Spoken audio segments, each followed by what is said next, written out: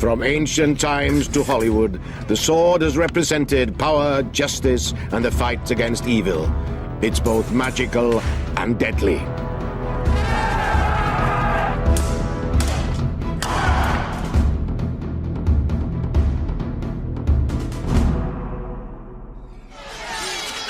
The sword has influenced the outcome of great moments in history, inspired famous myths and legends, and the skill of its makers has turned it into an object of desire.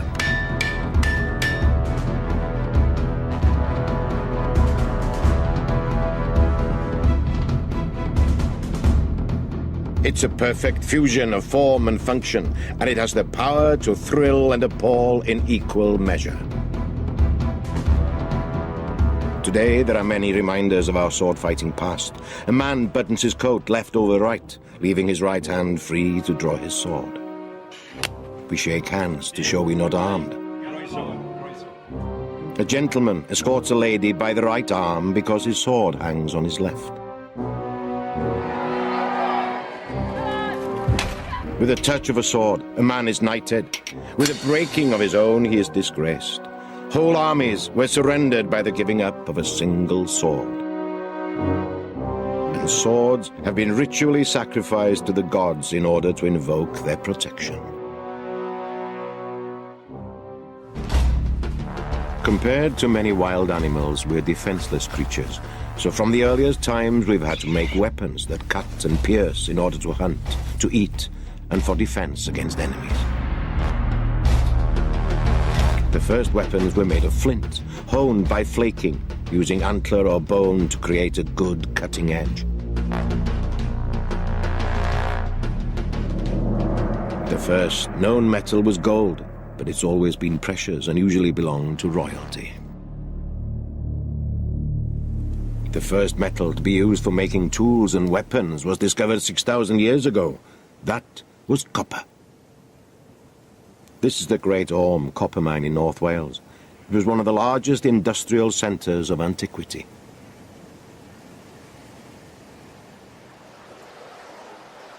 Around 3,500 years ago, copper was exported from here to Northern Europe and the Mediterranean.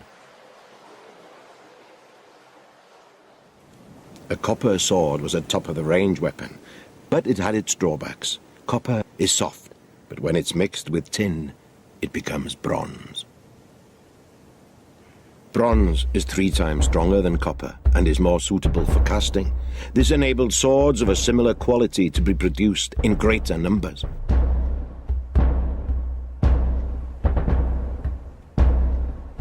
Those who controlled the production of bronze controlled their territory.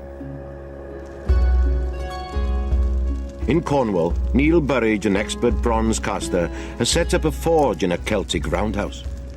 He's heating up a mixture of approximately 90% copper and 10% tin to make bronze for a new blade. He makes bronze swords, like this 3,000-year-old example from the Royal Armouries in Leeds. This caster's technique is based on archaeological evidence.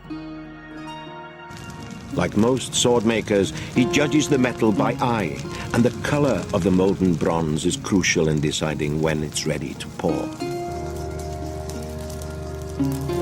It solidifies almost immediately. The famous legend of King Arthur and the sword in the stone may have its roots in this process, where we see the newly cast sword removed from a stone mold. Cooling the metal by quenching it in water also makes it harder and ready for action.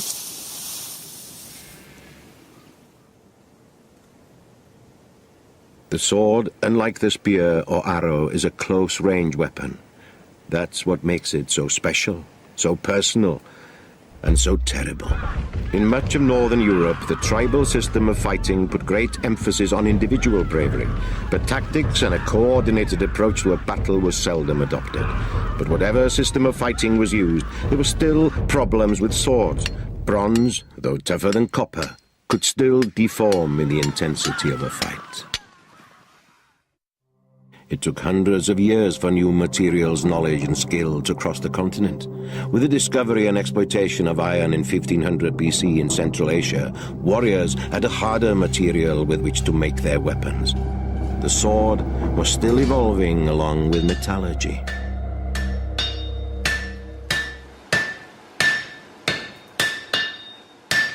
Iron is much more abundant than copper and more widely distributed across the world. It could be forged into much sharper and more lethal weapons. Swords became longer and heavier, but few remain from the early Iron period because they're prone to rust. Here's a rare example made in Western Europe. It shows a high level of decoration and may have been made as a gift for a tribal chief.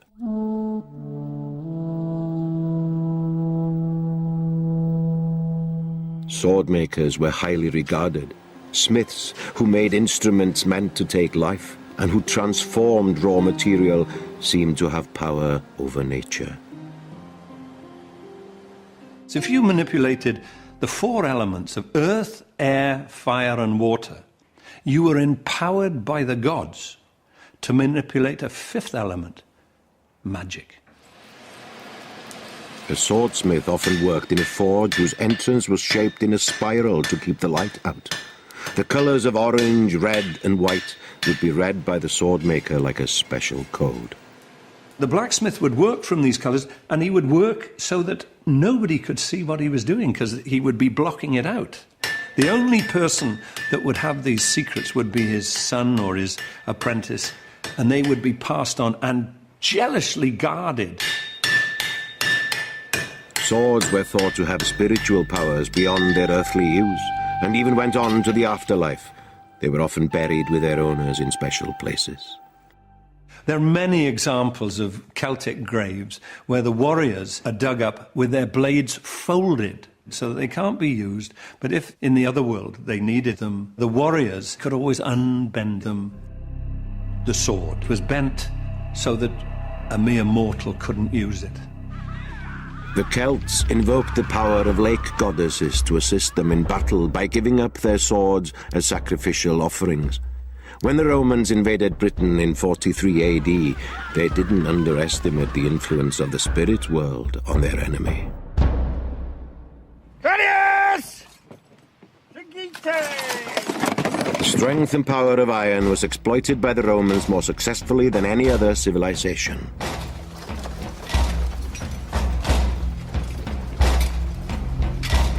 The Romans used new ideas and technologies to such advantage that they dominated the known world for centuries. The real essence of Roman success was discipline and collective skills. I mean, the Roman legionary fought as part of a team. He fought as part of a team which was well organized in tactical terms, and had also got great logistic backup. I mean, he was a soldier rather than an individual warrior. And around the middle of the 1st century AD, the Roman soldier was to benefit from two significant changes in equipment: bands of plate armor with mail, and a sturdier cut and thrust sword made from steel. Both were very effective against their enemies. Romans trained hard. They even practiced with wooden swords, something that their dangerous entertainers, the gladiators, used to do. Here's some rarely seen footage of Hollywood actor Kirk Douglas in rehearsal for the epic film Spartacus, the story of a rebel gladiator. A motion picture unequaled in the entire history of filmmaking, unlikely ever to be surpassed. Slave, gladiator, invincible... This film inspired Sue Shadrach, who's now an expert on gladiators. The whole word gladiator comes from the name for the sword. This is a gladius. Every gladiator takes their name from the primary weapon that they use. Gladiators have always pulled in the crowds. They were better trained than the average soldier. They were expensive, super pros, and some of their training was adopted by the Roman army.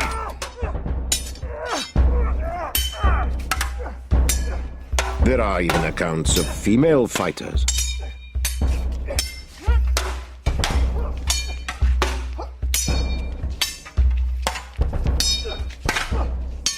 There were female gladiators, and they were by no means as common as the male variety, a novelty.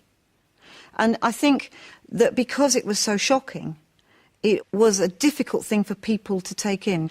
But we have records of high-born women who chose to go into the arena. When we hear about these people, we've got to remember these women were the exception, very much the exception.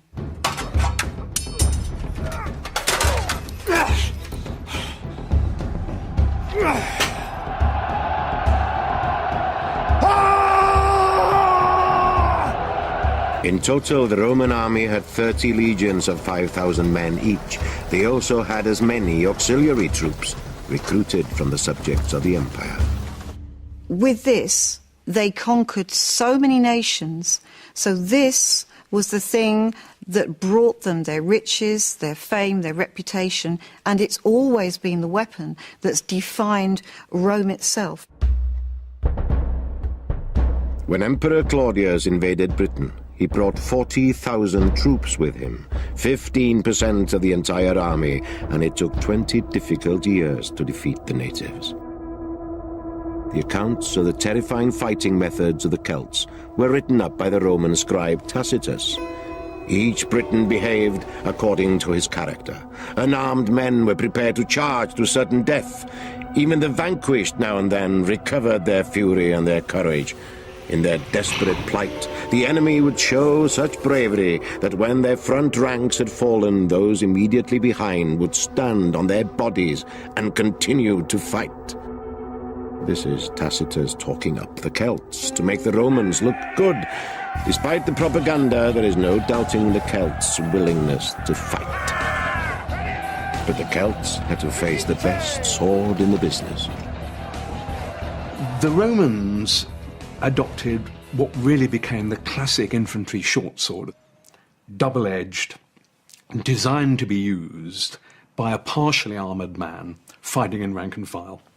He didn't want to swing it very far, and ideally the Roman legionary was going to use it in combination with an oblong shield covering his left side, and he'd use it for the thrust. And some Roman swords have got specially hardened tips designed to cope with the opponents of Rome. A very, very effective fighting sword. Most of the Roman army were infantry. They used chariots for ceremonial and sporting events. Cavalry were only used for reconnaissance and harassing fleeing enemy soldiers. Mounted Roman troops didn't use stirrups, but that was to change. In 378 AD, two-thirds of the Eastern Roman army was wiped out by the Visigoths, who used the stirrup and massed cavalry charges.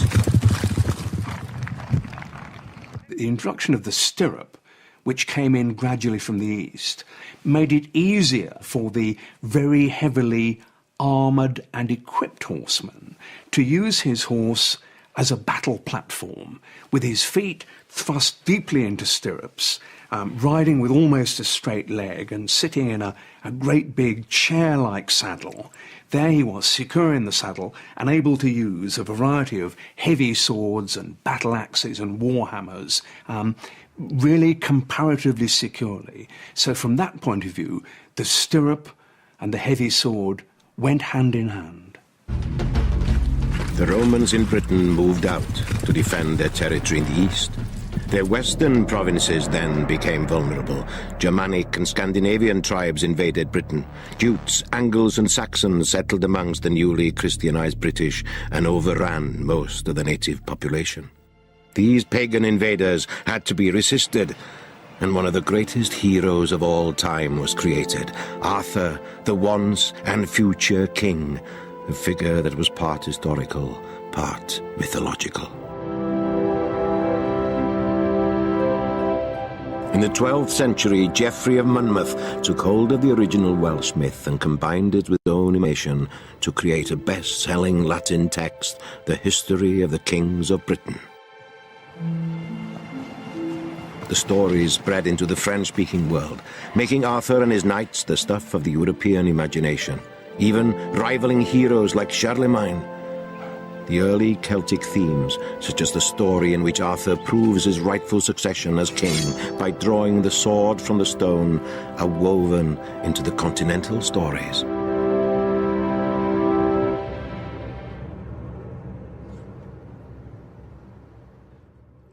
Later English authors claimed that the sword from the stone was broken in combat by a Welsh knight, Pellinor.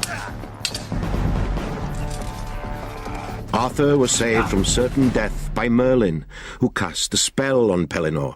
Soon after, Arthur, who had a regard for Pellinor's sword-fighting skills, invited him to join the famous Round Table. Then Merlin took Arthur to a secret place, where the Lady of the Lake magically presented him with a new sword. Arthur was told that his future would be bound to the sword for all the days of his life. This was Excalibur. Arthur was mortally wounded after the Battle of Camlan, and he instructed Sir Bedivere to return Excalibur to the lake. Bedivere was unable to part with the sword, fearing what the future held without Arthur and Excalibur. On the third attempt, he obeyed Arthur's wish and relinquished the sword. Excalibur is a classic example of the way that swords were used in myth and legend. The idea of a sword belonging to the once and future king. The idea of a sword which was not only important in that king's lifetime, but had, in a sense, to be committed back to whence it came. I think that's a very resonant idea, that the sword wasn't left behind after the great man had gone. The sword went after him so that when he reappeared in a time of great need, he'd have the mighty sword to hand. In the late 8th century, there was a new threat from the north. Vikings began to raid the coast of Britain and Western Europe. For the Viking, the sword was the principal weapon. Its value was considered so great that it was handed down from father to son. If the sword was old or belonged to a famous warrior from the past, then it would have even greater value. Magnus Sigurdsson, a swordsmith based in North Wales, makes historical weapons and knows about the qualities needed in a good blade. Steel is either hard and breaks or soft and bends. A sword actually needs to be hard to keep a good working edge. It also needs to be soft and pliable to actually take the shock of combat and sort of parrying and actually the physical force of a blow. So a sword is a contradiction in terms, speaking in metal, which is why they were always so expensive and such hard work to make. Magnus is going to compare a Viking type of sword with one from the Bronze Age. We'll see how much difference over 1,000 years of technological development has made to the cutting power of the weapons. The first to be tested is the bronze sword. This is 3,000-year-old technology. Magnus is testing the sword on the carcass of a heifer. That's a nasty 8 centimeters cut, but it's not very deep. What we have here is a Viking-style sword, 8th, 9th century, but the blade design carried on to the 13th, 14th century, primarily a slashing weapon. Thank you. The carcass is almost cut in two, proof that swords made from steel are more devastatingly effective than those made from earlier materials. Vikings revered their swords and gave them names like Gramr, fierce one, Mjolnir, decorated one, Fatbiter, biter of legs. The Norsemen of northern France, the Normans, invaded England in 1066. Their Viking-style swords were pattern-welded from soft iron twisted with steel to make them both strong and flexible. The Normans took control of England and Wales. Within 100 years, a new sword culture developed, one based on romantic notions. Inspired by the legends of King Arthur and the Knights of the Round Table, the sword's status was enhanced by the development of the chivalric code, a guide to acting with courage and honor, which united knights across Europe.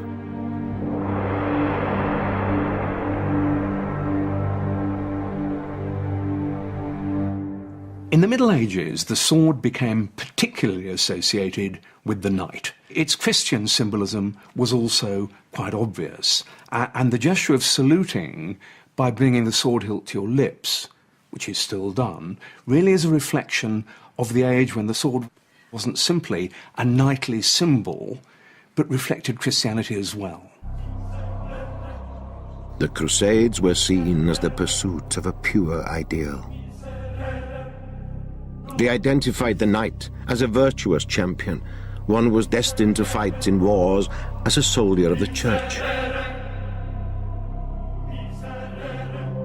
The Crusades were also a battle between the cross-shaped broadsword of Christianity and the crescent-shaped scimitar of Islam. The Royal Armouries in Leeds has one of the finest sword collections in the world. It is the guardian of the British National Collection of Arms and Armour, and the museum is dedicated to the display and interpretation of military objects.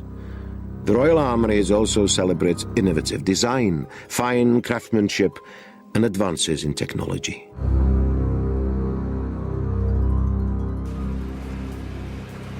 Medieval smiths saw the transition from chainmail to plate armour as a response to developments in infantry weapons, such as mail-piercing arrows. Shields, too, were gradually made redundant by full armour and began to disappear from the battlefield, at least for knights. By the late 14th century, a technical rivalry was developing between swordsmiths and armourers. Armour impacts on sword design just as the sword impacts on armour. What happens is that you have that classic two-way relationship between attack and defence. To start with, chain armour or reinforced leather armour was widely used, and that could often be penetrated by a sharp point, which essentially wedged open the links in the armourers responded by plate armour, which was more difficult to penetrate. So swords got heavier, and swordsmiths looked at producing robust blades with edges that might be able to work at places like the shoulders. So armour got heavier. So there's this two-way relationship with swordsmiths always thinking about getting through armour, and armourers always looking at ways of defeating first the point and then the edge. By the 15th century, plate armour was impressive to look at, but what was it like in action? At the Royal Armouries there are international jousting events that put it to the test.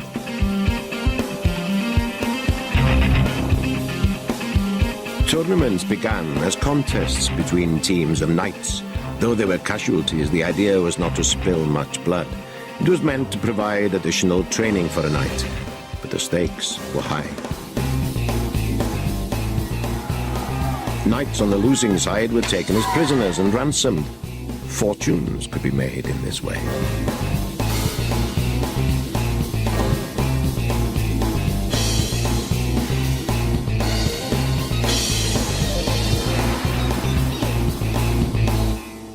After jousting, knights would often continue fighting on foot. They used two-handed great swords. At tournaments, a fixed number of blows would be agreed beforehand, and knights would take it in turns to hit their opponent. The sword was used as a virtual club.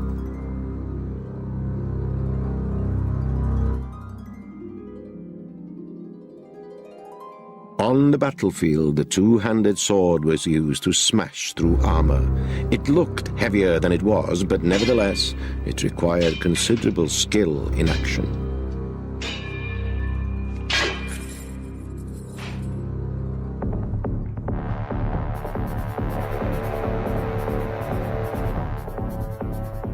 Just how great a risk an armoured knight faced is answered by Dutchman Arne Koits, who wears a mighty eagle helm in tournaments. Even if the visor is shut, you would try and stab through there with the sword, because it's a very big inroad into the brain. If the visor is open, so a knight can see more, then of course you have a bigger target. Depending on the type of helmet, the risk might be the front of the throat or the side of the neck. The armpits are very important. They are a main target.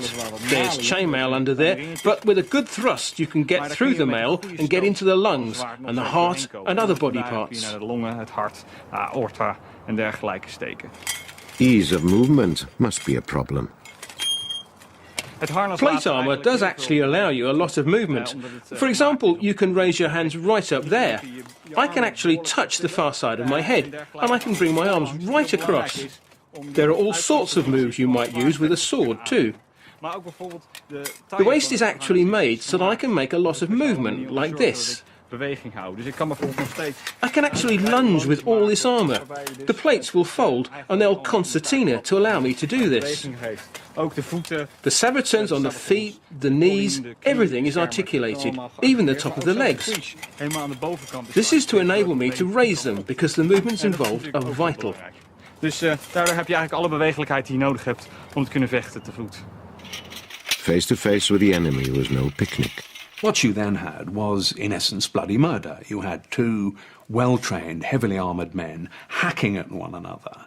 So we ought not to confuse the knight's chivalrous background with the ghastly nature of what big men with big swords could actually do to one another.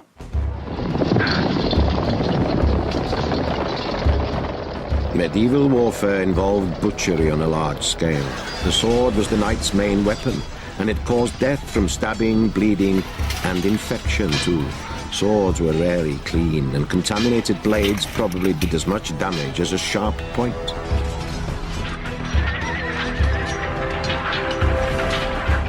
There are those today who still want to fight like medieval knights. In Hammerstein, North Germany, there's an unique sword-fighting event, an international gathering of martial arts enthusiasts who come together to do battle in the style of the early 15th century. The contest is sponsored by Welsh company Knights Gone By. They supply weapons and costume for battle reenactment from all periods, but specialise in the Middle Ages. Some of the action is held at the local leisure centre. These fighters are using steel swords and small shields called bucklers. This is a competition, not a demonstration.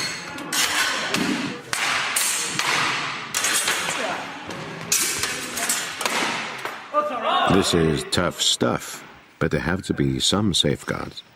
There was a level of risk tolerance and injury tolerance back then that we simply can't accept nowadays. And the winner of the match was the one who struck his opponent and trying to inflict a bleeding wound. So when you have a culture that breeds fencers who are used to that level of intensity, of competition, you're going to see certain skill levels, I think, that we're probably never going to attain. But in terms of getting close as we can, in terms of actually carrying out the techniques in a combative situation and making them work, I think we're getting pretty close to that. Judges are looking for a number of qualities that range from attitude to technique. They're primarily looking to see a swordsman who displays dominance over his opponent.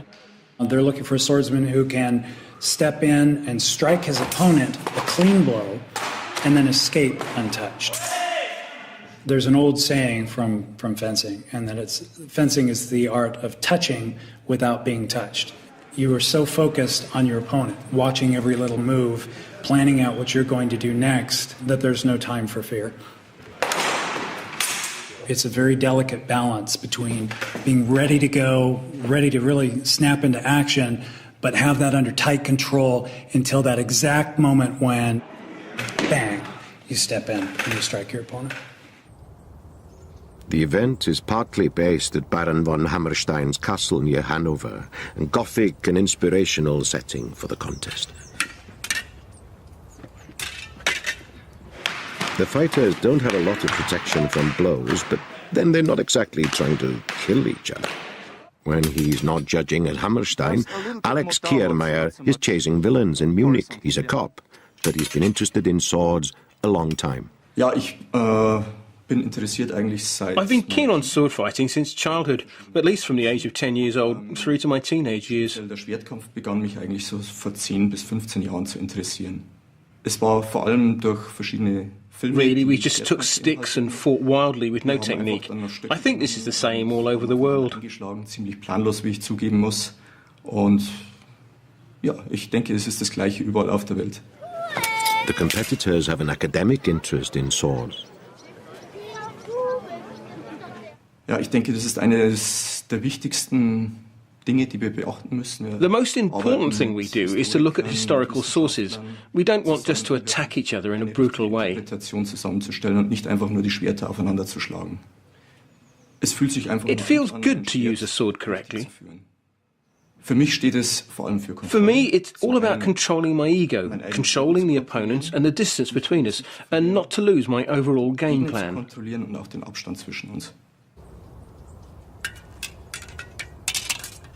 Some of the oldest manuscripts which illustrate sword fighting moves were produced in Germany. There are examples from the 13th century. They depict what appear to be monks, but are probably ex-soldiers who had retired to monasteries and wanted to record their sword-fighting skills. The man in armour is Frenchman Philippe Guillon, a martial arts expert who is also judging here.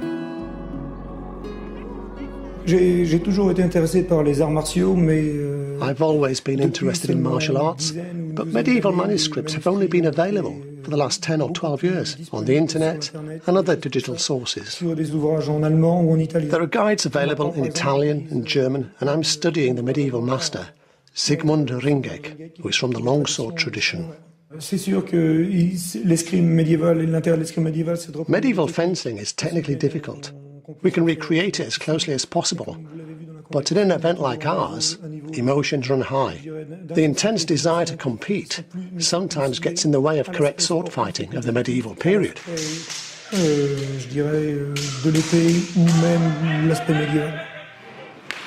They don't only use steel here. Bamboo swords, some clad in black leather, also pack a punch.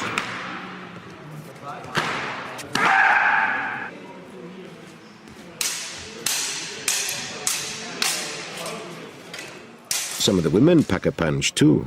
Iris van Dam from Holland is keen to fight the men.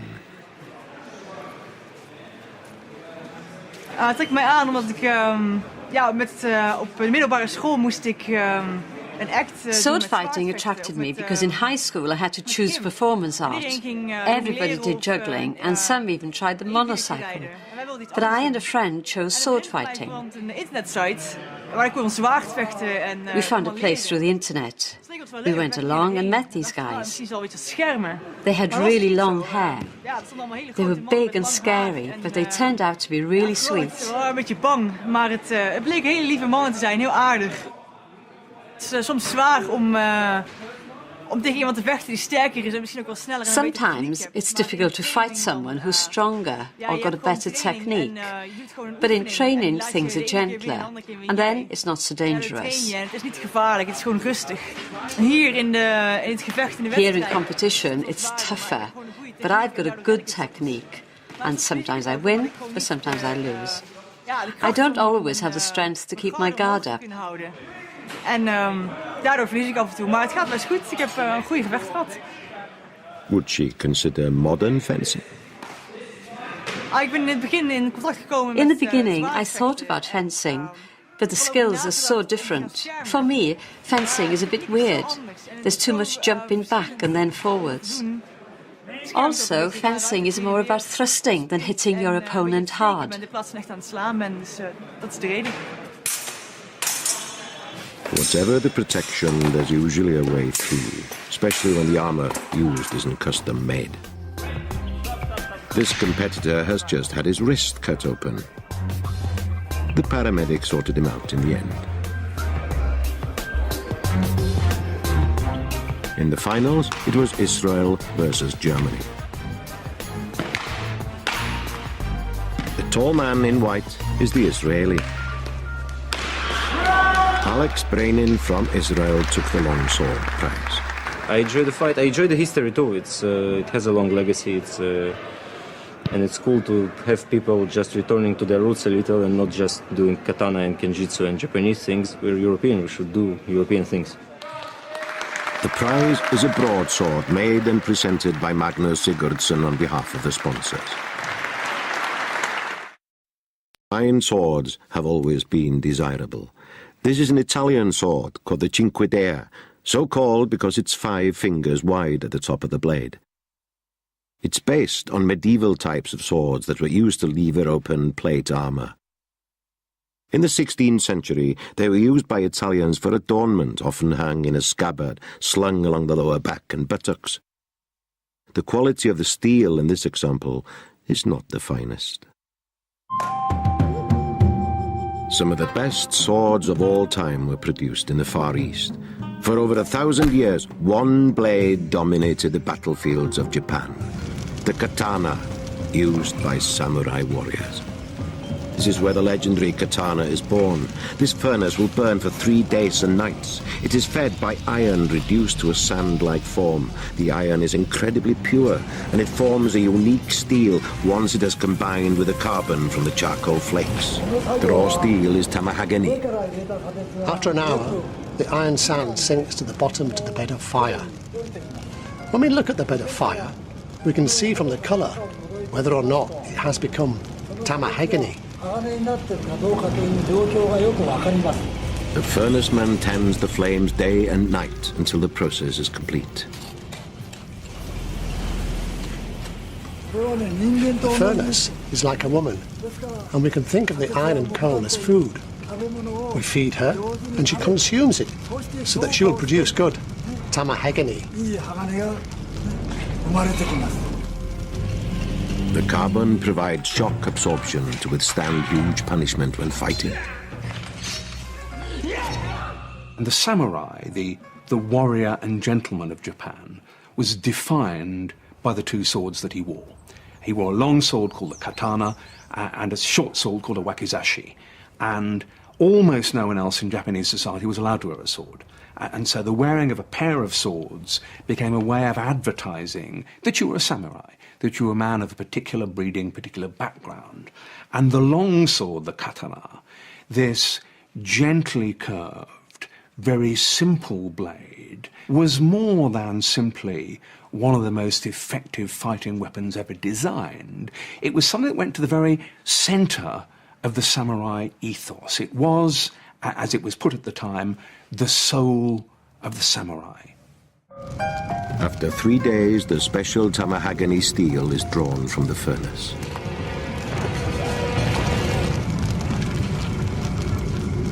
The swordsmith leads a spiritual way of life. He prays to Buddha for a perfect sword. The forge is regarded as a sacred site. In all countries with a martial tradition, the sword has been elevated to a symbol of power and justice. But in Japan, it's more than this.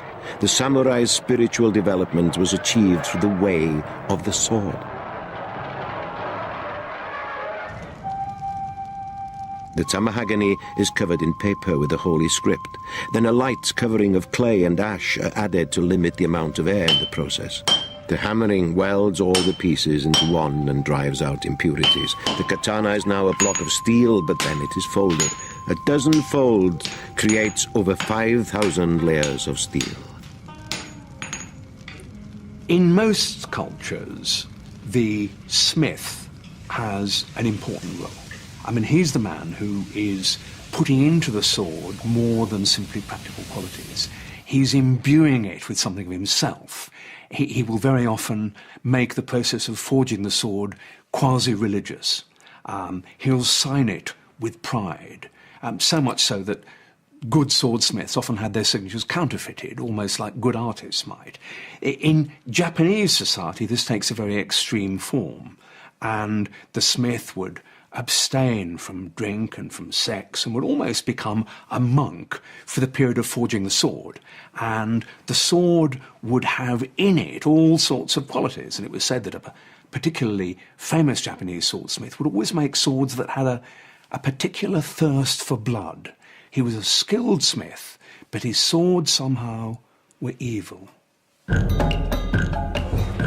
Samurai warriors were an elite class. Their particular Buddhist belief meant they had no fear of killing or dying.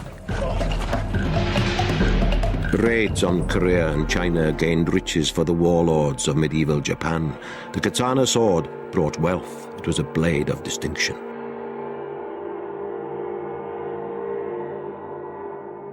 With a Japanese sword, you have a little irregular wavy line at the edge, and that reflects the fact that actually it too is layer upon layer of steel, beaten, heated, beaten again, giving quite extraordinary strength and durability to the blade, but also sharpness at its cutting edge.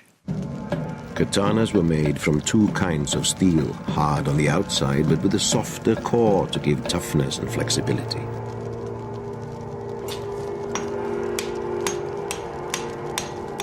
In the Middle Ages, katanas were used in executions, but they were also tested on the corpses of criminals. Swords were graded according to their cutting power. One of the final stages is the polishing process. The task is to sharpen the sword and to reveal the structures or grain that were built into the sword during the making process.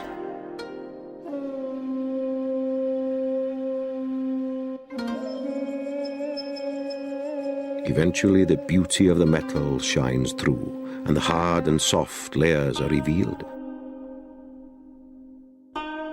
The samurai was always close to his sword. At night it remained by his bed. It was a sign of his authority, and only death would part him from it. But which is superior, the Japanese katana or a medieval broadsword from the same period?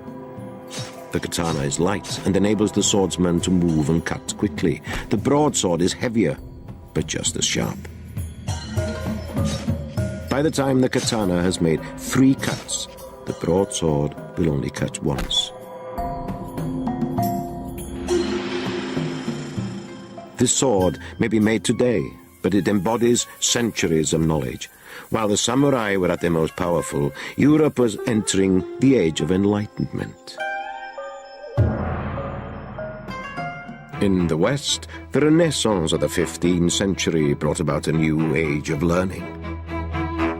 Between 1450 and 1500, more books were produced than in the previous 1,000 years. The development of printing allowed experts to reach a wide audience. The publication of guides to sword fighting proved popular. It wasn't long before these ideas were exploited by the theatre. Shakespeare took his fencing seriously. There are over 400 references to swords in Shakespeare's plays.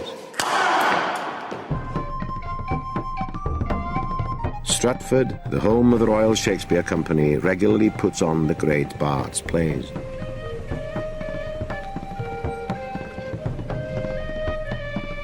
Film and stage actor Matthew Rhys has played a lead role in several Shakespeare productions. Within the 3 productions that I did there, the 3 different styles of fighting were completely different. The Macbeth, for example, we used samurai swords. The Romeo was very true to its time. We used rapiers. And then the Edgar Edmund fight, we used broadswords. I think the true mark of a good fight arranger, fight director, is they will think how the characters would fight. It's not just about devising a good fight, but how each individual character would fight. So Edmund, for example, who's very devious, sinister, had a very nasty style of fighting, cheating and underhand tactics, whereas, Romeo the romantic is upright and sort of beautiful footwork. Hollywood actor Ewan Griffith, who starred as Lancelot in Touchstone Pictures' King Arthur, recalls his stage fight training. The swordmaster at RADA would always remind us that we were never in any sort of neutral pose whilst the sword had been withdrawn. You were always sort of on guard, as it were, prepared. So there was never a moment where you would relax the sword in any way. Everything had a focus and a purpose, and being in a state of readiness, to receive a parry or get ready to riposte. Dangers must be considerable. It's very dangerous, as I'm not sure if you can see, as I can prove, and that's with a blunt sword.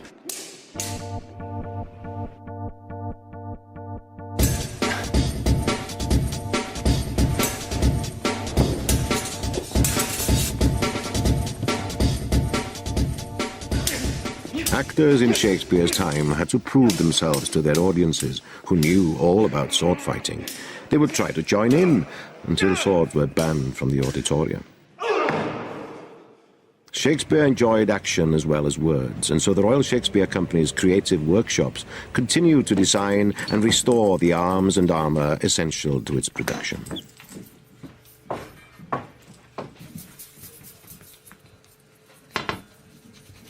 Julian Gilbert, the company armourer, has been with the RSC for 25 years, and his sword collection is a favourite with fight directors.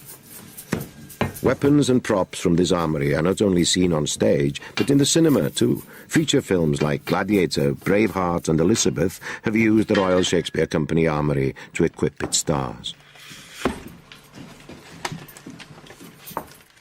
Shakespeare's audiences craved violence. They knew all about bear baiting, bull baiting, cockfights and duels to the death.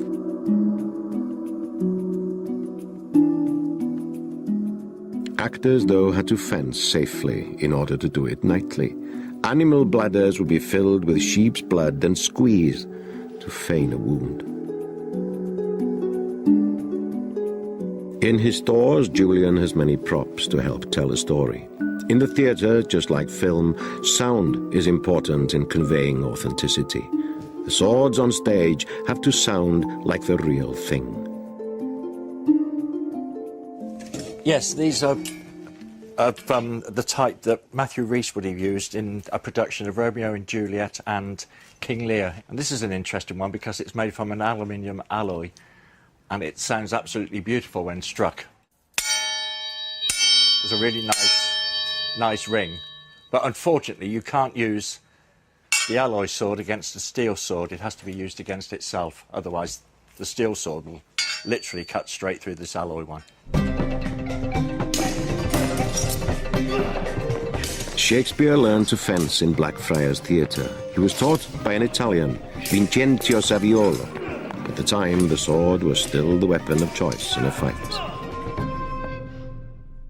The sword was soon to bow to a new and terrible weapon. Gunpowder had been invented by the Chinese in the 9th century and was originally used by the artillery. By the 16th century, it had been developed and used in handheld muskets. The development of gunpowder weapons had a huge effect on the whole of warfare. It meant that armour was really going to disappear.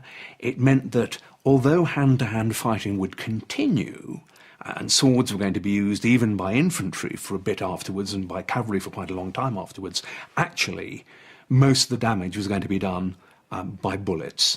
So once gunpowder has brought its noisy, bad egg stink fury to the battlefield, the days of the sword are numbered.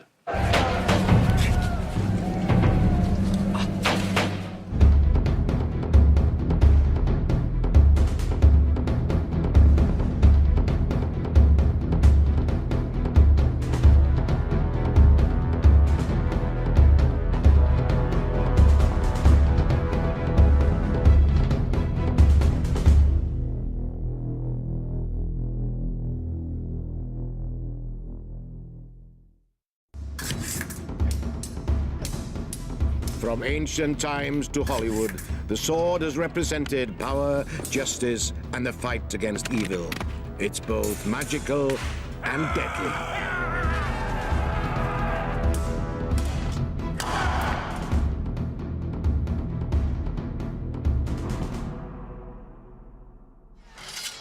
The sword has influenced the outcome of great moments in the past, inspired famous myths and legends, and the skill of its makers has turned it into an object of desire.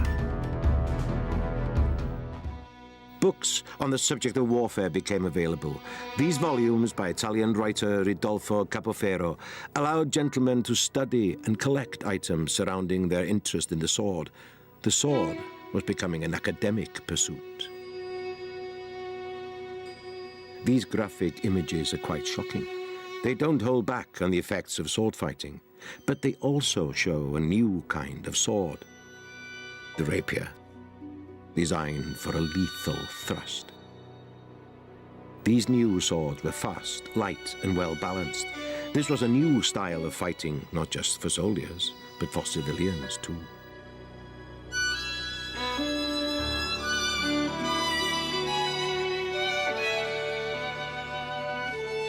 These illustrations are part of a collection owned by Malcolm Fair, editor of Sword magazine and owner of the British National Fencing Museum near Malvern. A former British junior fencing champion, Malcolm is also a veteran Commonwealth title holder. His collection focuses on the non-military use of the sword.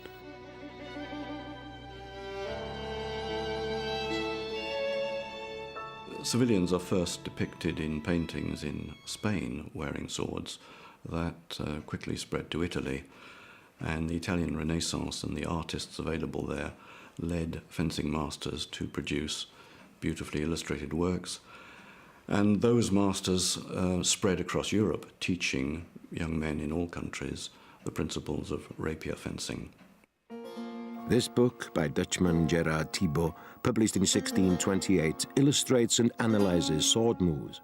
The Academy of the Sword is a monumental life's work by one of Europe's renowned swordsmen. Thibaut produced a massive catalogue of techniques and insights intended for use by students without access to an instructor.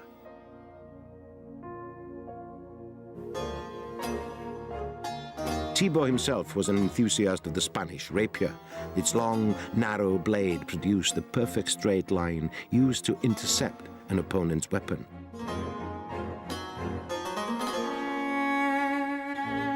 Thibaut's book examined posture and movement and encouraged the use of intelligence in defeating an opponent.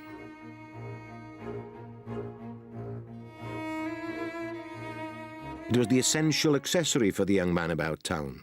Despite Gerard Thibaut's ideals, the popularity of the rapier also brought about its notoriety.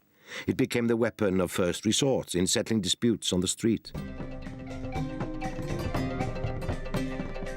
But if Hollywood is to be believed, it was also a way of settling them on the high seas.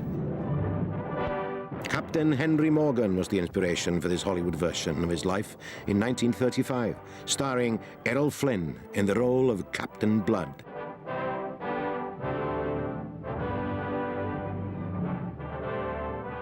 His flamboyant style suited the rapier. Swords, not pistols, provided pirate films with most of their devil-may-care action. Then I'll take her when you're dead.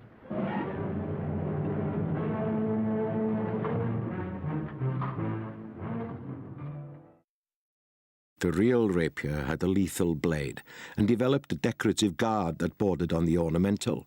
Originally, it was exceptionally long, and rapiers posed a danger to passers-by. Visitors entering London had either to hand in their swords at the city gates or have them cut down to size, which is where the expression comes from. No longer were people using swords which had been designed primarily for use on the battlefield. This was a sword worn by definition by a gentleman, but worn by somebody who'd expect to use it against a similarly armed opponent, and it begins the departure of the sword from a purely military weapon to a weapon which was a badge of social status and a way of settling quarrels between people of a similar background. Europe's aristocrats and moneyed classes went duelling mad. In 1 year in Italy, there were 300 deaths from dueling. Typically, out of any 100 duelists, a third would be from the military, a third from literary and artistic circles, and the remainder from other walks of life.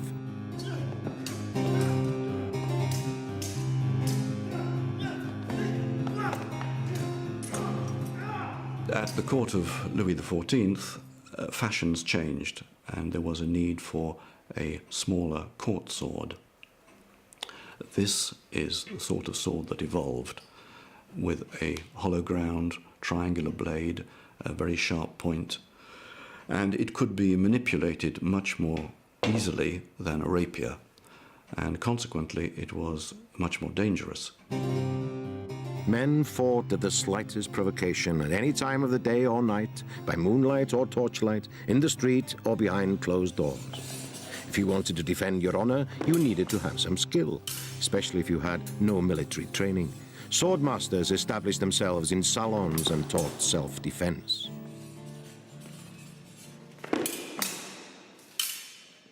Expert duelists were soon committing crimes, confident that they could defeat their opponents or rivals in trial by combat. Social reformers, politicians, and even senior military figures began to view all duels as a social evil. Despite the anxiety, the madness for dueling continued. If you were a gentleman in the 18th century, you needed to learn how to shoot a pistol, and you needed to learn how to fence, because you were quite likely either to be challenged to a duel or to be put in circumstances where you'd have to challenge somebody else. And you needed to be able to use a gentleman's weapons, sword and pistol. So learning to fence was really very important, because as a gentleman, throughout the 18th century, you'd wear, under almost all circumstances, a weapon called a small sword, which is really a reduced weapon of the rapier. You'd wear that, swing at your left hip, and you'd be expected to know how to use it. And wearing the thing and not knowing how to use it was going to get you into dead trouble.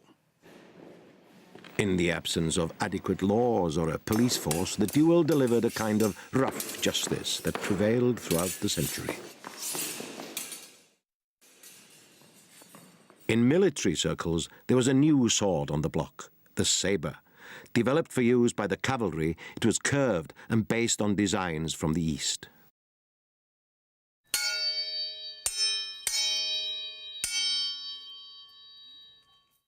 The sorts of sword that you needed for fighting on foot and the sorts that you needed for fighting on horseback were really quite different.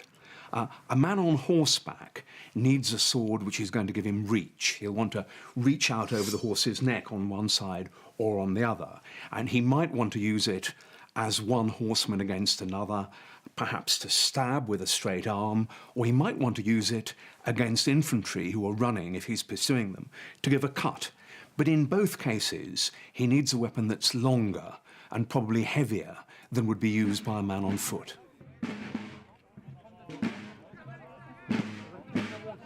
In the first decade of the 19th century, the Emperor Napoleon had turned the French army against every major European power. But a coalition of forces defeated Napoleon at Leipzig and exiled him to the island of Elba. In 1815, he escaped from imprisonment and reformed his army with astonishing success his enemies. His army were veterans of earlier campaigns, which included a formidable cavalry.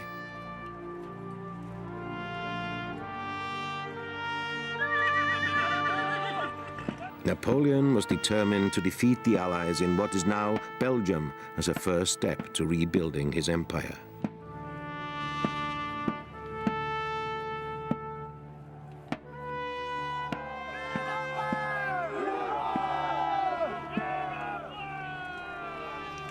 The French faced an army of mixed nationality.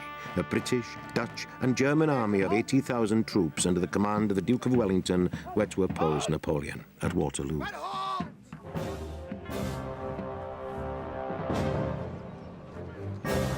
The Allies were, in the words of Wellington, an infamous army. The scum of the earth. Weak and ill-equipped with a very inexperienced staff. The battlefield lies just outside of Brussels and has hardly changed since the armies fought each other on June the 18th, 1815.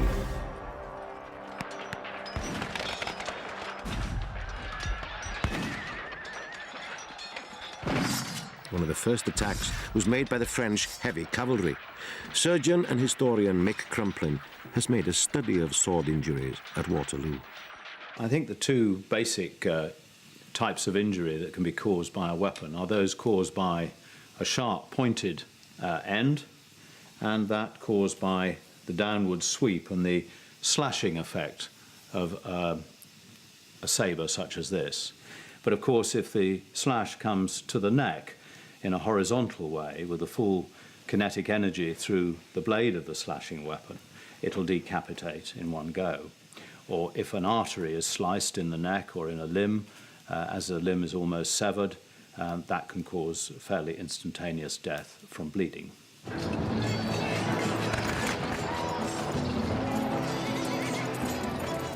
The British cavalry were led by Lord Uxbridge, who famously lost his leg in the battle but continued to direct his troops. They faced Napoleon's heavily armoured cavalry.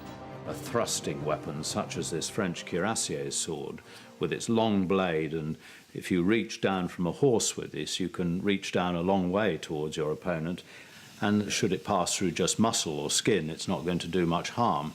Particularly in the heat of battle, it might be barely noticed. But if that point were to pass through the chest and the heart and the lungs, there would be fairly instantaneous death. During the Napoleonic Wars, British cavalry used the 1796 pattern sword.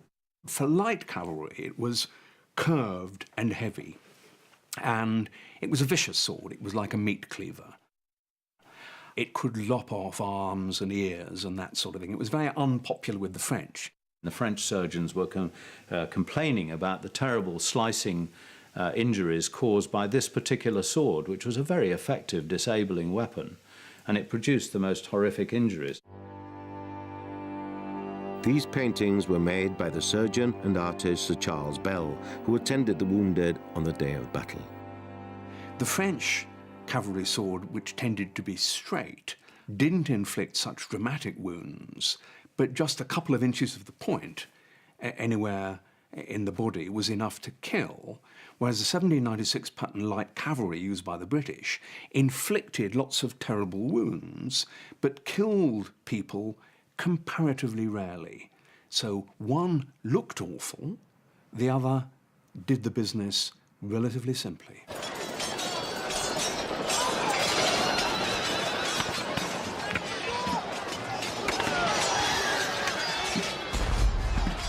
Infection was probably less likely with sword wounds generally than with gunshot wounds. Swords can cleave in a bit of hair, skin, and helmet or leather helmet, and that can take bacteria into the bone through the dura mater, which is a membrane covering the brain, which has a sort of very fluid-like consistency in health. And if those bits of debris with bacteria are carried in by the sword, that's often what will finish you.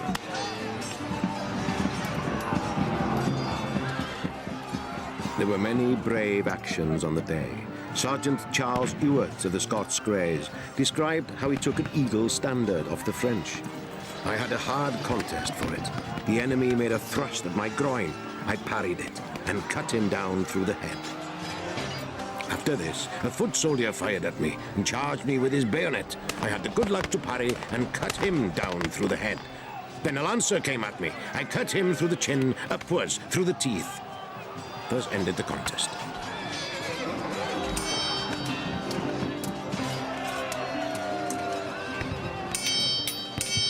The battle like Waterloo, principally they used swords against one another.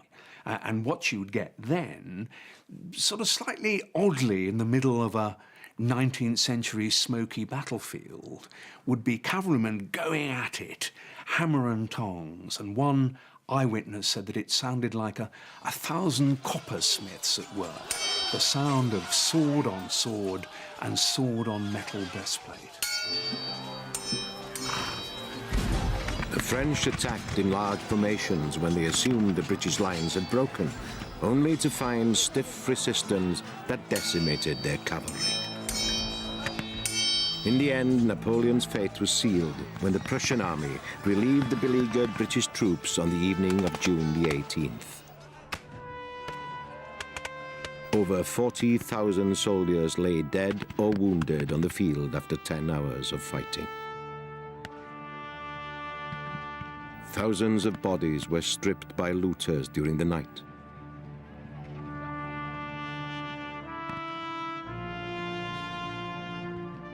Though the French had lost the battle overall, their cavalry with its straighter, stabbing sword was more effective at killing the enemy. This was the style of sword the British Army would use in future. It came into play most famously during the Crimean War against the Russians.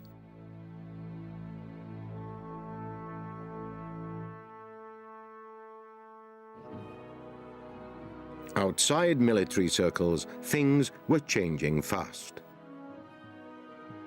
By the mid-19th century, breeches had been replaced by trousers in civilian life, and carrying swords in public went out of fashion. Tailored suits became the normal day wear of men, and dueling for gents faded along with the need to display swords in the street. But the sword continued behind closed doors. It was still a way by which young men showed courage and honour. At least, that's what they claimed in Germany. The Menser was, and still is, practiced in the older universities. A dueling scar became a badge of honour, a rite of passage for students, and a nod to their ancestors who might have used the sword in a life-and-death struggle. German sword-fighting instructor Alex Kiermeier explains the background of the Menser tradition. Don't worry. Die Mensur entstand eigentlich aus dem Bedürfnis heraus, sich zu duellieren. The Mensur grew out of the dueling tradition. It was meant to deal with matters of honour. Then it developed into a practice where you had to discipline yourself, but where you still had an opportunity to prove your courage to your friends. Tapferkeit für seine Studentenverbindung beweisen musste. Ja, ich denke, viele Leute, die das heute betreiben. Many people who fight in the Mensur nowadays have a kind of macho approach, and they want to show how tough they are. But it's really about making a stand and having a commitment to your club. Und seine Tapferkeit zu zeigen und für den Club einzutreten.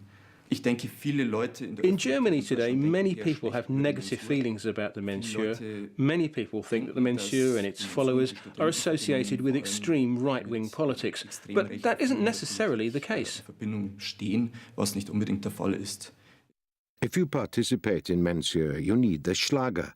Its sharp, pointed tip is used to deliver a cut which would give you a desirable scar, or worse. The Mensur has a whole ritual surrounding it with its own societies, and it's considered rather exclusive in places like Heidelberg University. By the last quarter of the 19th century, the sword became exploited by the world of advertising in a mind-boggling range of promotional activities. Even the world of soft porn saw the attraction of its phallic form.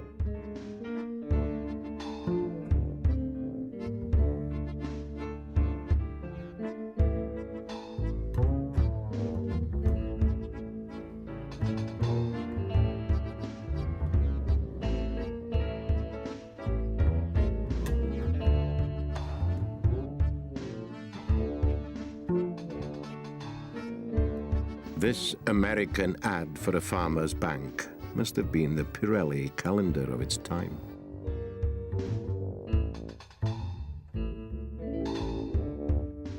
The magic lantern was replaced by early film at the dawn of the 20th century. Recreation and sports became more widespread among all classes and sexes. And this is an early attempt to fight the women's cause. It seems that the woman has outfenced the soldier, and he's trying to make excuses to his buddies. He must have been blinded by the moonlight or something. And if that didn't get him, the First World War would. The military still clung to swords. Tradition demanded it. The old guard were convinced that there was still a role for the cavalry in 20th century warfare. When the First World War began, there were over 500,000 horses in military service. Cavalry charges were planned, but few were carried out amongst the bomb craters and barbed wire and no man's land. During the 19th century, the British Army was really unable to make its mind up as to whether swords were best used for cutting or thrusting. So it produced a series of patterns of what were called cut and thrust swords. Lightly curved blade with a reasonable point, which you could use for both. Eventually, at the very beginning of the 20th century, the British Army decided that the most effective way of fighting with the sword was to thrust.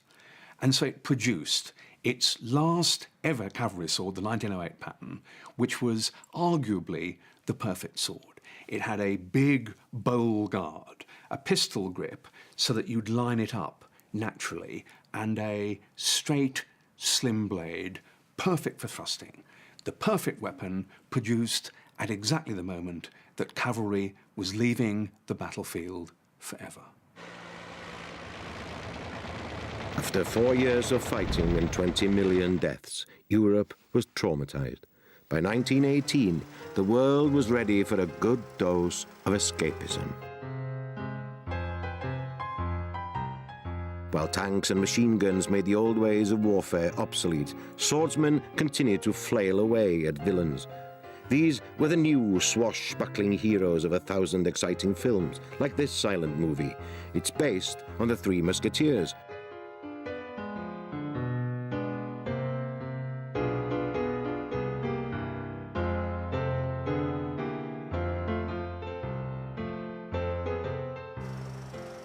Almost all swashbuckling films were based on great stories from the past. Many screenwriters adapted 19th century romances and heroic tales, which were often based on ancient myths and legends. They featured men in tights, capable of daring feats and righting wrongs. Embraced by their one true love, these characters strode across the screen with a rapier or broadsword. Robin Hood was always a favorite. For physical movement and a certain visual style, Douglas Fairbanks Sr. was the finest of his generation. In his version of Robin Hood, he showed that the sword was the ideal symbol of justice. The sword was perfectly suited to the free spirit of this cinematic hero and acrobatic champion of the poor. Fairbanks' athletic prowess and dashing good looks made him the king of Hollywood.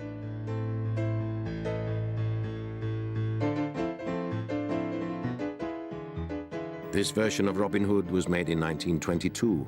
It was one of the most expensive films of the times, with a $1 million budget. The film broke all box office records and netted a 500% profit for Fairbanks. Sound on feature films was achieved in 1927. By the 30s, the talkies were a global phenomenon and helped secure Hollywood's position as one of the world's most powerful and popular institutions.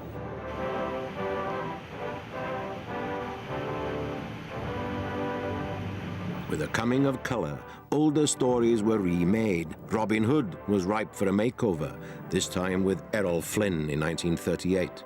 Once again, the film shows the aristocrat turned outlaw pitted against the Normans and the arch-villain, the Sheriff of Nottingham. Now, this forest is wide. It can shelter and clothe and feed a band of good determined men, good swordsmen, good archers, good fighters. Are you with me?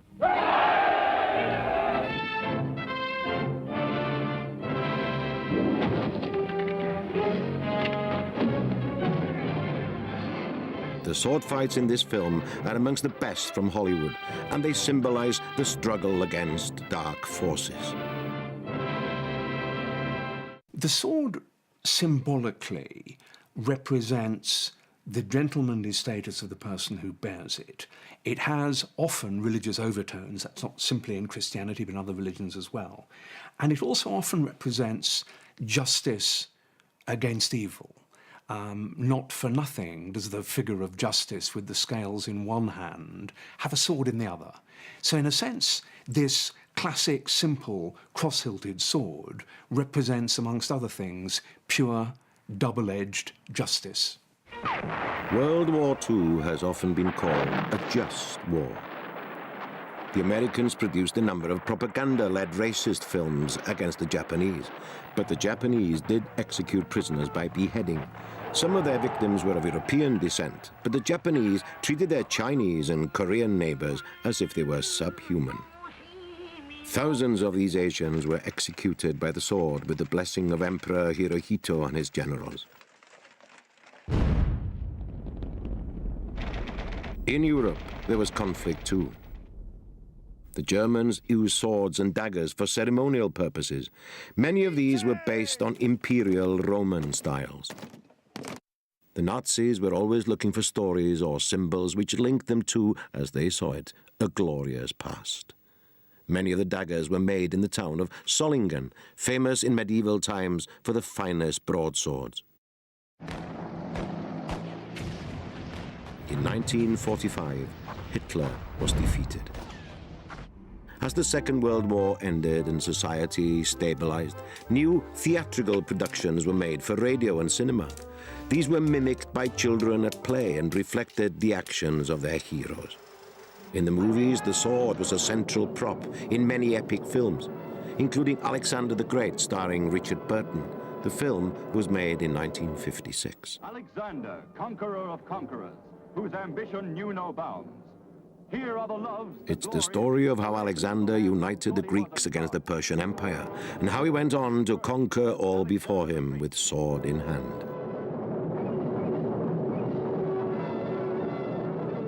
A new generation of Hollywood swashbuckling actors have joined the ranks of the famous names of the past.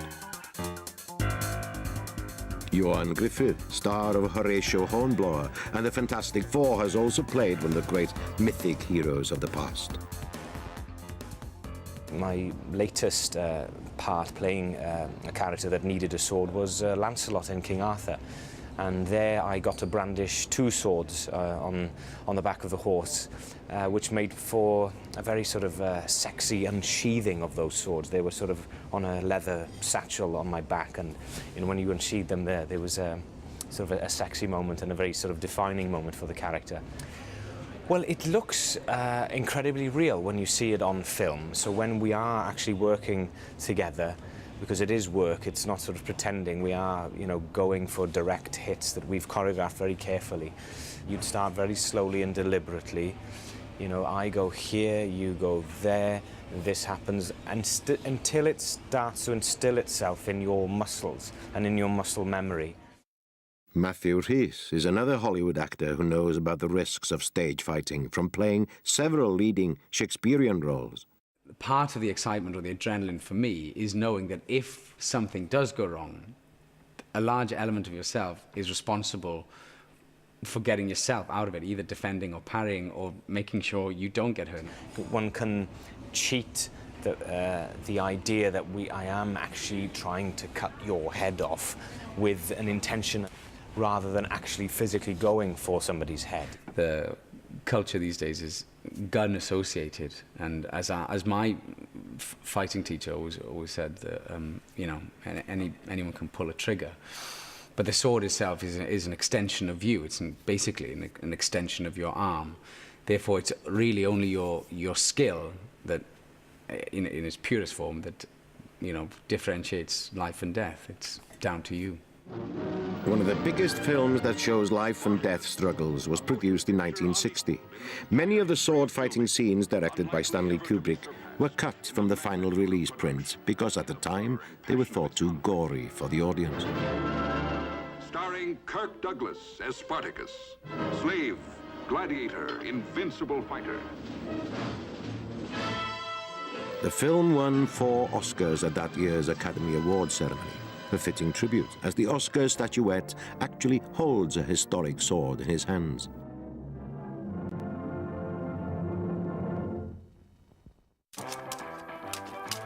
In the 1950s and 60s, children's matinees nourished the next generation of cinema-goers. Some of the films they saw ended up on television, and the sword and its heroes continued to enthrall boys and girls of all ages. One of the biggest and most successful characters was Zorro.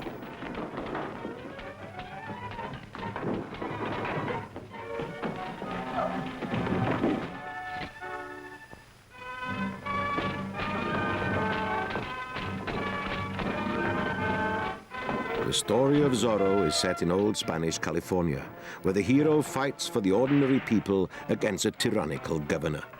Zorro uses a short rapier, similar in style to the weapon found in many fencing academies today. Leon Paul is Britain's biggest and oldest sword fencing manufacturer. The company, which was established in London by Frenchman Leon Paul in 1925, has an international reputation. Paul began as a fencing master and soon after started to produce his own equipment. The firm developed and built their own forges, presses, welders, and molding equipment. One of the most innovative machines is this hot metal forger. The steel billet is cut to conform to the desired sword shape, and the forge can be adapted to suit a variety of templates.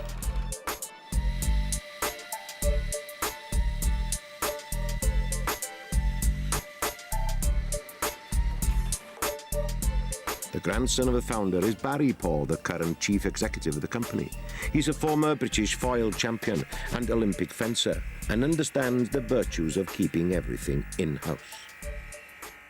And of course, manufacturing yourself gives a huge advantage of flexibility. You can make new things, try new things. One of the advantages of being able to make all our equipment here is that when film directors ask for a special equipment to be made, we can make it and normally produce something within days, if not hours. And in fact, James Bond, Die Another Day, we were there supplying kit for the various fencers. Special kit was needed. James Bond wants a left-handed one of those, or the villain needs something in black or something. So it's a great advantage being able to make stuff yourself.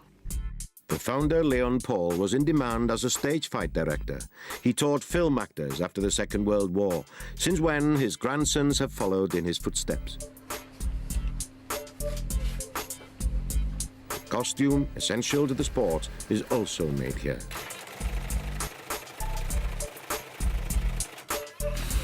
Face masks, invented by the French in the late 18th century to accompany the training sword, made the sport safer, especially for instructors who had to engage with students of mixed ability. It wasn't unknown for a swordmaster to lose an eye while teaching a novice. Nowadays, masks are obligatory and injuries are rare. The speed of modern fencing used to make judging hits difficult. Electrification of the sword began in the 1930s and took 50 years to be fully effective in all categories.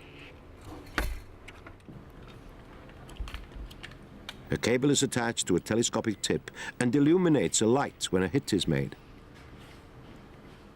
The company supplied and sponsored the American and British teams at the last Olympic Games.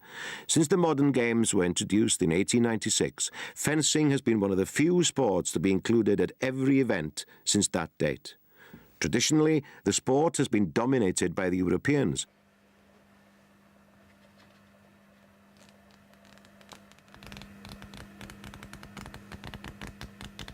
Currently, the most successful nation is France, with Italy and Germany close behind. But the Americans and Chinese are catching up.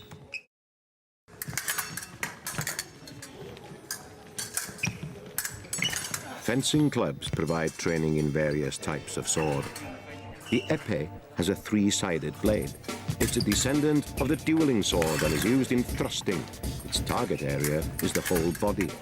So, what qualities do you need in this game? World-class fencers are selfish, determined, aggressive, intelligent. The Olympic fencers probably take 10 years to create. The fencing sabre is the heaviest sword. Scoring is achieved by both cutting and thrusting actions to the upper body, arms and head. It is said that the point of a fencing weapon is the second fastest object in sport, after a bullet. The scoring lights help the judges, but they have an effect on the action too. Electrification changed the emphasis from making an attack so that judges could see your point arriving to hitting anywhere on the valid target, provided the electrical apparatus registered the hit. Speed, not power, gets results, especially for the foil, a favourite with beginners. Though it's a regular competition sword too, it's a thrusting weapon, and hits are scored by striking the torso. Swords have also entered the world of reenactment and lifestyle.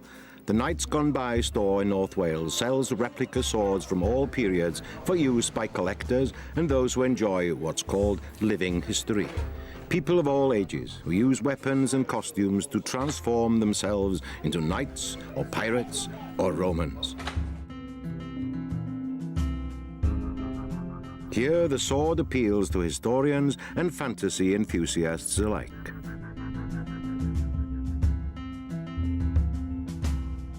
For those who want to connect with the spiritual roots of sword fighting, there's Kendo.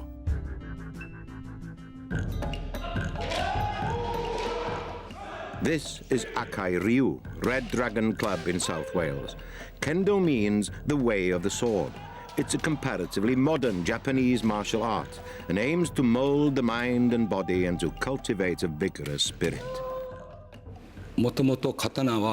Originally, samurai warriors used the sword to kill people. However, the Edo period of the 17th century was a more peaceful time.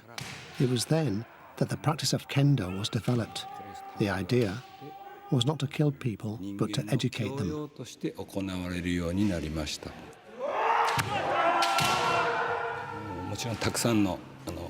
There are many elements to kendo. An honest heart is most important. We can easily build up a strong body, but it is difficult to build up a true and honest heart. With a good heart, you can be open to many things and see many things.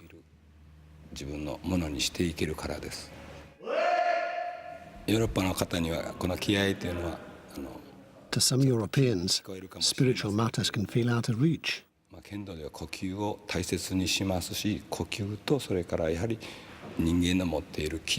kendo, spirit is important. Breathing, willpower, and spirit are all connected in kendo.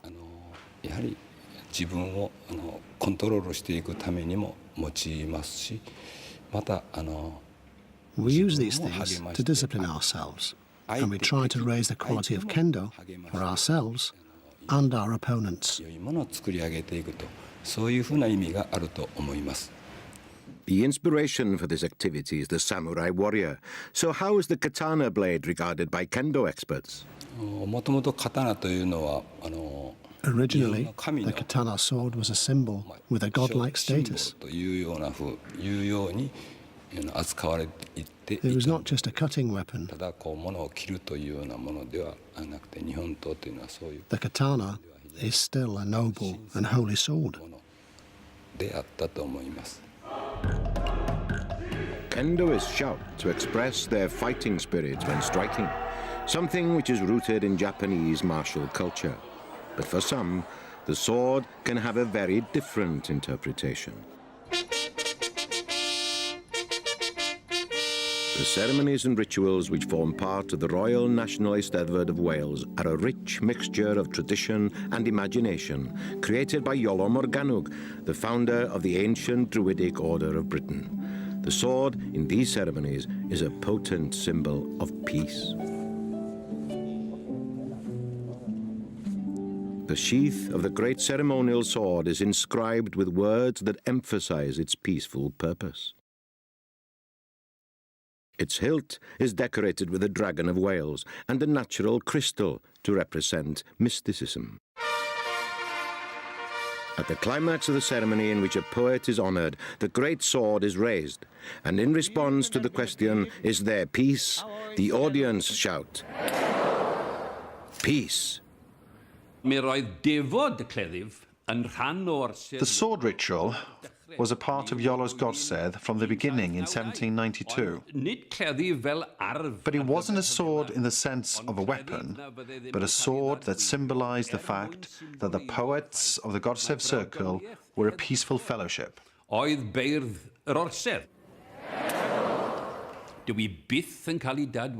The sword is never fully unsheathed and is not held by the hilt.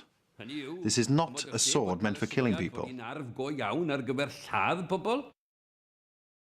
In military circles, the sword no longer has a role as a weapon, but is used symbolically to represent rank and power. Wilkinson's sword was one of the largest suppliers of swords to the armed services. They were particularly skilled at making decorative officers' swords.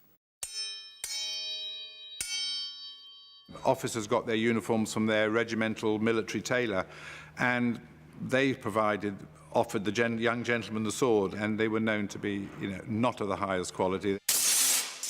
They could easily bend or break when they were used, and this annoyed Henry Wilkinson so much that that's why he embarked on the venture to make Britain the makers of the finest swords in the world. For 200 years, the company supplied all ranks with cold steel. But with a reduction in the size of armed services in recent years, Wilkinson's changed direction. The sword part of the business was sold off. Sword hilts are covered in shark or ray skins, which provide good grip. These traditional techniques have remained part of the production process despite the changes in company ownership. The German company, WKC, based in Solingen, a traditional sword-making area, bought some of the equipment from Wilkinson, but the British firm Pooley Swords also acquired many of the drawings, records and machinery. Pooley's sent the heavy equipment out to India for the forging of blades. India was for hundreds of years renowned for the quality of its metalwork and weapons. All the new generation swords are made from carbon steel. Then they're sent to England for finishing and assembly.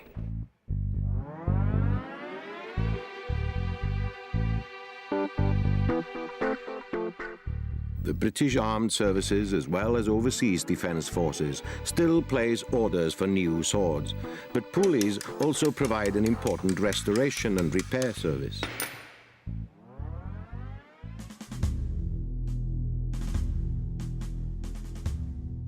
Etched blades usually carry the defining insignia of a regiment and confirm the sword as a ceremonial weapon.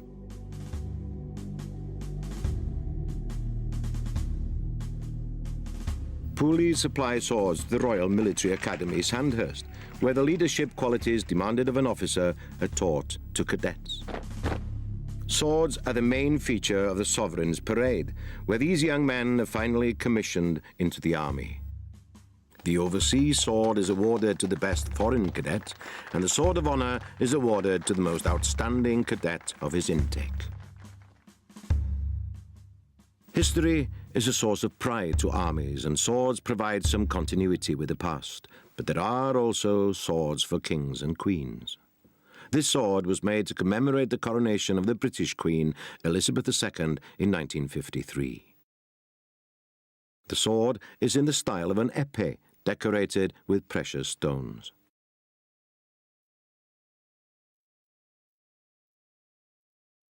The most futuristic take on swords was created in cinema's Star Wars series. It introduced lightsabers to the world and still inspires fans who want to save the universe, like these backstreet heroes. Despite Star Wars being the most technical tour de force on screen, when it comes down to saving the universe, it's flashing blades and a sword in hand that the filmmakers chose. Throughout human history, edged weapons have enabled us to hunt and to defend ourselves. From the Stone Age, with its flint knives, to the First Age of metals and the earlier swords, our ancestors have fought and made blades that enabled great civilizations to succeed.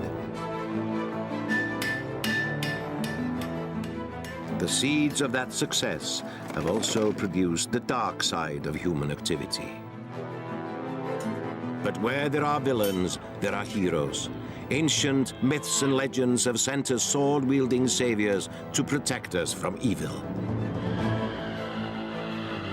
The sword story constantly throws up episodes in which religious or political conflicts have tested our mettle. The 13th century was a high mark for the sword, since when it's fought for its place at the great events that determined our future.